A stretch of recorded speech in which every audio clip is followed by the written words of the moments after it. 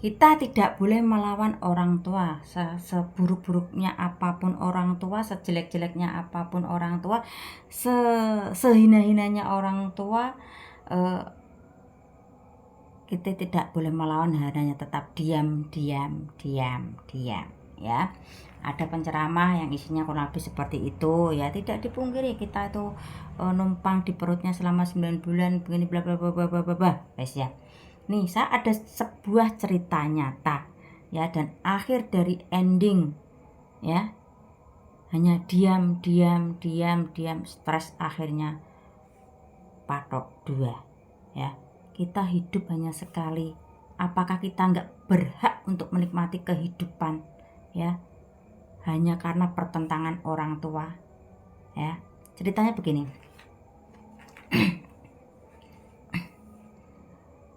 A ini ya, Tony, wes tak kasih inisial nama ya.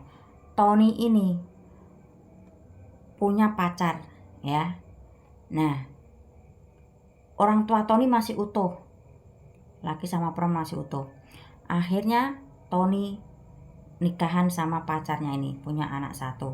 Nah, entah ada problem apa di rumah tangga Tony, bapaknya bilang sudah pisah saja, bapaknya bilang seperti itu. Tapi si Tony nggak mau, kekeh karena masih suka sama si pasangannya ya. Setelah itu si bapak sudah meninggal ya, dan akhirnya Tony ini pun pisah ya, punya anak 1, hengkang dari rumah Tony. Nah, setelah itu Tony mungkin ya saking cintanya ya, intinya dia hidupnya lah ya. Nah, di situ guys,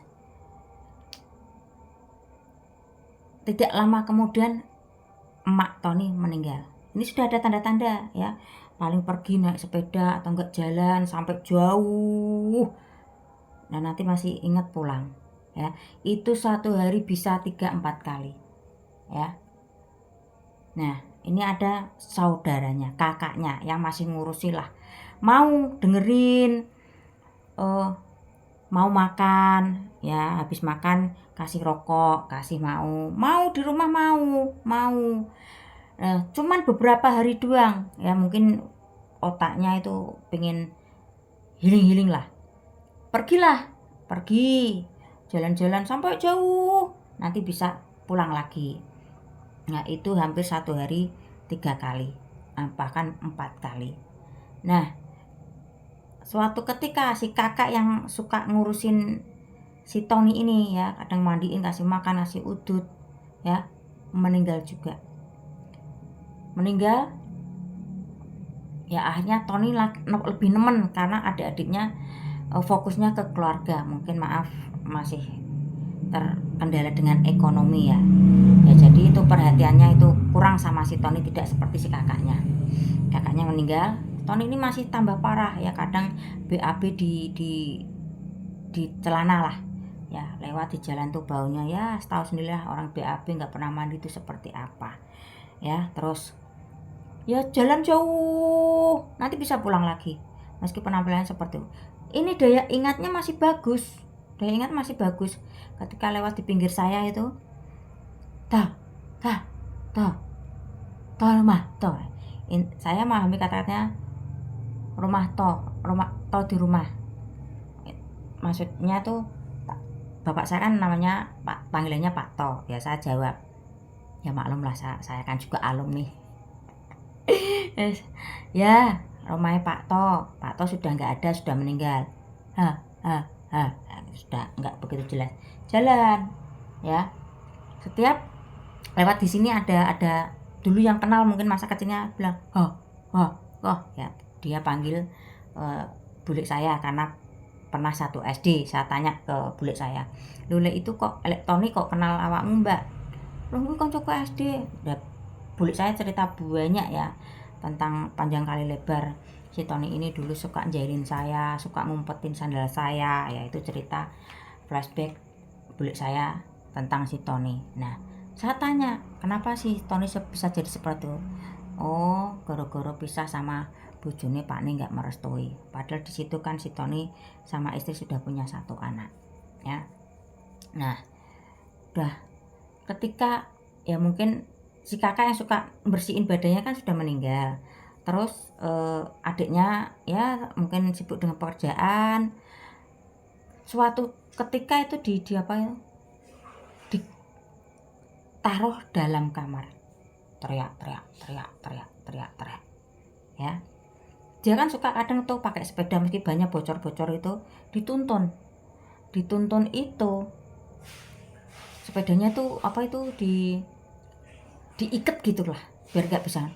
Dia teriak, ya akhirnya dilepas sama adiknya itu jalan bawa sepeda apa itu bocor semua nggak dinaiki. Dulu ketika belum masih dinaiki, sekarang agak-agak parah itu ya dituntun bocor semua itu kan pasti capek ya. Yes, banyak seperti itu tuh. Terus ya pernah disaranin suruh di apa tuh di kunci dalam kamar, suruh di apa ya nggak bisa karena imunnya tambah ngedrop kalau sampai di rumah terus. Beda cerita kalau dia jalan-jalan mungkin refreshing ya, lihat pemandangan lain bisa mungkin lupa sesaat gitu ya, mungkin nanti bisa pulang lagi ya. Kadang dicari sama adiknya karena adiknya kurang telaten. Nah, ini meninggal belum 15 hari dan apa meninggalnya pun ya kasihan sekali ya. Ini sedikit cerita realita kehidupan tentang ya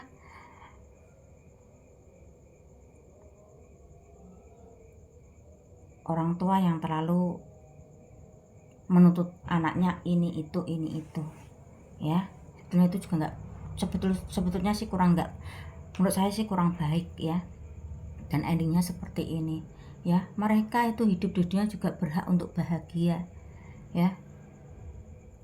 Mereka sudah umur, yang saya maksud Tony ya, dia sudah umur bisa menentukan arah kehidupannya masing-masing ya. Nah, mungkin beda cerita yang si Black Lemon dan anaknya ya. Emaknya seperti itu, masa anaknya seperti itu? Nggak boleh seperti itu ya. Mainnya harus fair play ya. Emaknya setiap tahun pergi liburan bersama pasangan ganti-ganti, kadang impor kadang lokal. Sedangkan anaknya lagi mungkin jatuh cinta, ya wajar lah umur segitu, lagi senang-senangnya jatuh cinta dan cocok, mungkin diajak ngomong, diajak sharing nyambung ya. Kemungkinan si emaknya ini nggak terima karena status laki-laki dari pacar anaknya ini di bawah dia ya.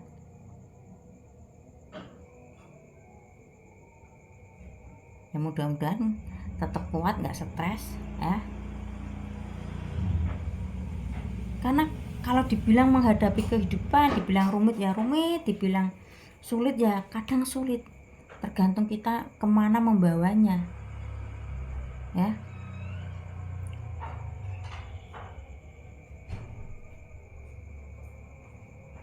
Ya, kehidupan itu misteri. Saya sendiri nggak percaya kenapa saya sampai bisa dirawat di RSJ. Saya sendiri aja heran dengan diri saya kok ya, kok bisa. Apalagi teman-teman saya yang kenal saya sejak ya SMP SMA, saya kasih paham. Saya pernah masuk di rumah sakit ini loh, mosok nggak percaya, mosok iya ya. Lu padahal kamu seperti itu loh waktu SMA, waktu SMP ya, ini. Emang faktanya saya pernah di sana. Aku punya masalah apa? Terus saya tanya AIUEO ya. Ya itulah misteri kehidupan ya. Ke depan kita nggak tahu setidaknya bagaimana kita bisa mengkondisikan keadaan kita ya. Meski mungkin saat ini keadaan kita lagi sedih, ya hati kita dibuat happy sendiri ya. Mungkin saat ini kondisi kita lagi bahagia, ya jangan terlalu bahagia karena ada orang-orang yang di bawah kita atau mungkin di belakang kita tidak seberuntung seperti kita, ya. Ya itulah misteri kehidupan, nggak ada yang tahu, ya. Dan semua ada batasnya, ada wancinya, ada saatnya, ya.